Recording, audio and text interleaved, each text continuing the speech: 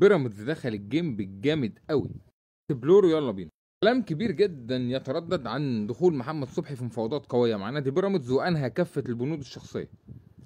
ناس كتير اتكلمت ان صبحي انهى بنوده الشخصيه مع بيراميدز واتفق معاهم على كل حاجه تخصه هو فقط لا غير. فيما يخص الزمالك لسه بيراميدز ما دخلش خبط الباب للزمالك لسه. طب ده في مفاجاه جامده. يقال جدا ان بيراميدز كلموا مصطفى شلبي. بيراميدز يقال ان هم كلموا مصطفى شلبي، لكن برضه مفيش مفاوضات مع الزمالك. محدش فاهم اي حاجه.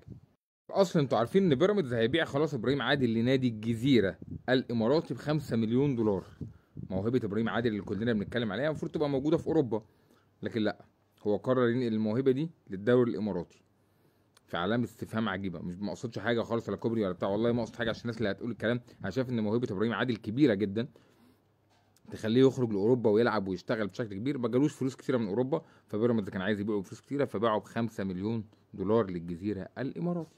السؤال هنا، هل شلبي هيبقى هو تعويض ابراهيم عادل؟ اعتقد صعب. ممكن يبقى موجود معاهم كبديل زي ما خدوا اوباما كده من الزمالك السنه اللي فاتت.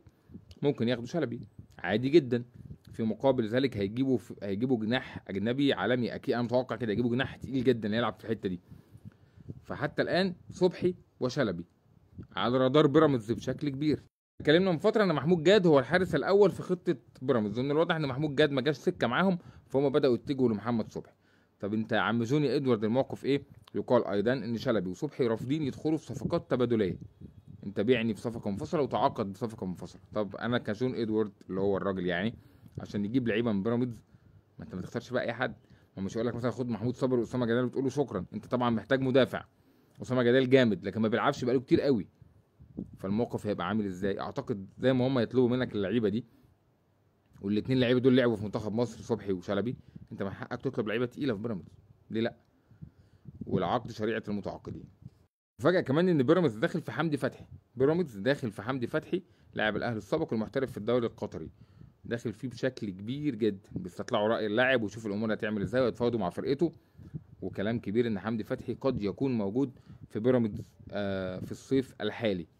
حمدي فتحي كان لسه مع الاهلي في كاس العالم للانديه. هل هيروح؟ الامور هتمشي ازاي؟ محدش فاهم حاجه في اللي بيحصل في الميركاتو ده، غير مفهوم حتى الان. الزمالك كمان انهى اتفاقه مع محمد عاطف انه يروح طلائع الجيش. خلاص محمد عاطف اعاره لمده موسم لطلائع الجيش، ودي حاجه كويسه. انا شايفها ان خطوه متاخره. محمد عاطف كان المفروض يخرج اعاره من السنه اللي فاتت. كان المفروض يخرج اعاره من السنه اللي فاتت يلعب ويشتغل بشكل جيد. كنت اتمنى ان هو يروح فريق جماهيري عشان يلعب وسط جمهوره ويتعود ويشتغل، لكن ان شاء الله خير يلعب مع طلائع الجيش بشكل جيد ويرجع لنا السنه الجايه افضل واحسن، ونقدر نعتمد عليه في ظل ضعف الجناحات اللي موجوده في الزمالك حاليا. موضوع بيراميدز وشلبي ده غريب شويه. هو شلبي ما بيلعبش احسن كوره، لكن مثلا واحد زي الكابتن ايمن عبد العزيز كان بيتكلم قال لك شلبي تاني احسن جناح في مصر بعد احد اللاعبين. ف يمكن بيراميدز يتارجت عليه ويروح يلعب هناك من غير جمهور وفلوس حلوه والدنيا تمام، وشلبي ينفجر بشكل كبير. زي ما قلت لكم حتى الان مفيش مفاوضات رسميه، ولكن كلها مفاوضات وكلام وكلاء لعيبه وكلام مع اللعيبه نفسهم. خلينا نشوف ايه اللي هيحصل الفتره الجايه.